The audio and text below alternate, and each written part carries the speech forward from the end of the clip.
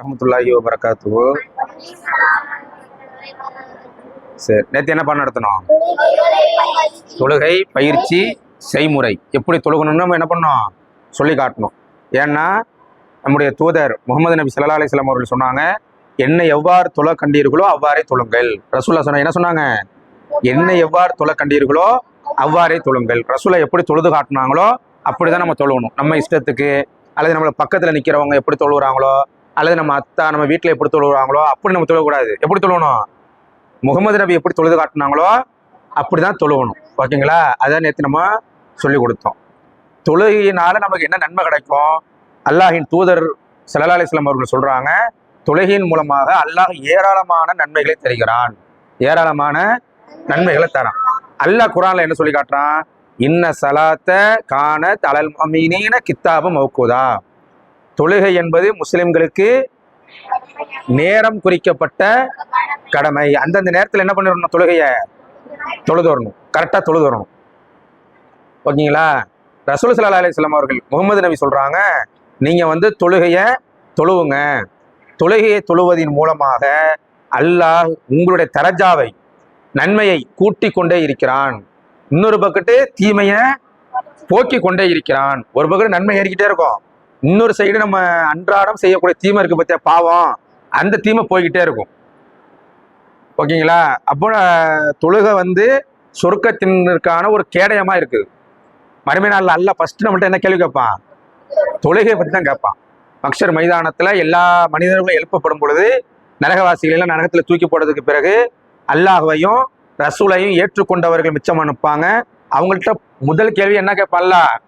தொழுதிங்களான்னு கேட்பான். அந்த கேள்விக்கு யாரு சரியா பதில் சொல்றாங்களோ, சரியானா என்ன எப்படி சொல்ல முடியும்? சரியா தொழுதாதான் சொல்ல முடியும். ஓகேவா? அந்தந்த நேரத்துக்கும் அந்த 5 வக்து தொழுகையை நம்ம கரெக்டாக தொழுதாதான் அந்த பதிலை கூட அங்கே நம்ம சொல்ல முடியும். அவ தொழுகை சொர்க்கத்தினுடைய திறவுகோல். சொர்க்கத்தினுடைய திறவுகோல் என்ன? தொழுகை. ஃபர்ஸ்ட் ஈமான், அல்லாஹ்வை மட்டும்தான் வணங்கணும், ரசூலை மட்டும்தான் பின்பற்றணும். அதற்கு அடுத்தபடியாக அமல்னா ஃபர்ஸ்ட் என்னதான்? என்னது? தொழுகை. மறுமை நாளில் அல்லாஹ் நம்மகிட்ட கேட்கக்கூடிய முதல் கேள்வி என்ன கேள்விதான்? தொழுகை. அந்த கேள்விக்கு சரியா சொல்லிட்டோம்னு வச்சுக்கோயேன், அல்லாஹ் நமக்கு சொர்க்கத்தை கொடுப்பான். நம்ம எப்போ மௌத்தாமோன்னு தெரியாது. ஆனால் இருக்கிற வரைக்கும் நம்மகிட்ட என்ன இருக்கணும்? ஃபர்ஸ்ட் அமல் தொழுகை இருந்துக்கிட்டே இருக்கணும். நான் தர்மம் செய்யணும். தர்மம் செய்யணும்னா நம்ம வளர்ந்து பெரிய பிள்ளையாகி அதுக்குன்னு ஒரு வேலைக்கு போய் சம்பாதிச்சு அதுக்கு பிறகு தர்மம் செய்யறதுக்கு நம்ம கால அவகாசம் ரொம்ப இருக்குது. அல்லது நம்ம அத்தா வச்சிருப்பாங்க, அம்மா வச்சிருப்பாங்க, காசை வாங்கி தர்மம் செய்யலாம். வழிமுறை நிறைய இருக்குது. அதே நேரத்தில் நம்ம தர்மம் செய்யணும், நான் உழைச்ச சம்பாதித்தத்தில் நான் தர்மம் செய்யணும்னு நினச்சா அதுக்கு அவகாசம் எப்படி இருக்குது? ரொம்ப காலம் இருக்குது. ஆனால் அன்னன்னைக்கு செய்ய முடியும்னா ஒரு அமல் என்ன? அது தொழுகை தான். அந்த தொழுகை என்ன பண்ணிடக்கூடாது? நம்ம மிசலா விட்டுறக்கூடாது. பாங்க சத்தம் கேட்டால் பண்ணீங்களா, லீவில் இருக்கீங்க, பாங்க சத்தம் கேட்டால் எங்கே ஒடியாந்து வரணும்? தொழுகைக்கு ஒடியாந்து வரணும். அடுத்த நொடி என்பது நிச்சயம் கிடையாது. எப்போனாச்சும் நம்ம மௌத்தாகும். நம்ம பல திட்டம் போட்டிருப்போம், நம்ம பல திட்டங்கள் போட்டிருப்போம். ஆனால் அல்லாஹ் நம்மளுக்கு விதி எழுதியிருந்தானா அன்னைக்கு மௌத்தாயிரும்.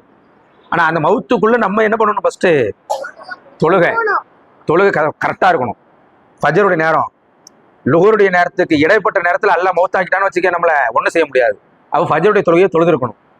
லுஹருடைய தொழுகை, லுஹருக்கும் அசருக்கும் இடையில அல்லாஹ் மௌத்தை எடுத்துட்டானா ஒண்ணுமே செய்ய முடியாது. அப்போ நம்ம பாதுகாக்கப்படணும்னா ஒவ்வொரு தொழுகைக்கு இடைப்பட்ட நேரத்தில் அந்தந்த தொழுகை என்ன பண்ணிக்கிட்டே இருக்கணும்? தொழுகிட்டே இருக்கணும். ஒரு பயம் இருக்கணும். ஃபஜருடைய தொழுகை நான் தொழுதுட்டேன், அல்லாஹ் லுஹர் தொழுகைக்கு முன்னாடியே என் உயிரை எடுத்துட்டான்னு சொன்னா நான் தொழுத ஒரு நன்மை எனக்கு கிடைக்கும், அவர் சந்தோஷத்தை அந்த எண்ணத்தோட பயணிக்கும். லுஹருடைய தொழுகை, அசருடைய தொழுகைக்கு நேரத்தில் நான் லுஹரை தொழுதுட்டேன், அசர் வர்றதுக்குள்ள என்னுடைய மௌத்தை எடுத்துட்டான்னு சொன்னா எனக்கு அல்லாஹ் சொர்க்கத்தை கொடுப்பான், அந்த நியத்தோட நம்ம பயணிக்கணும். இப்படி பயணிச்சோம்னு வச்சுக்கேன், நம்ம சொர்க்கவாசியா மரணிக்கலாம். நாளை மறுமை நாளில் நம்மளை கேள்வி கேட்கும்போது எப்படி அழகா பதில சொல்லிடலாம். ஓகேவா? இந்த பயத்தோட நம்ம எல்லாரும் என்ன பண்ணணும்? அழகா தொழுகையை தொழுதுறணும். தொழுகலாமா? இன்ஷா அல்லாஹ். இன்ஷா அல்லாஹ்.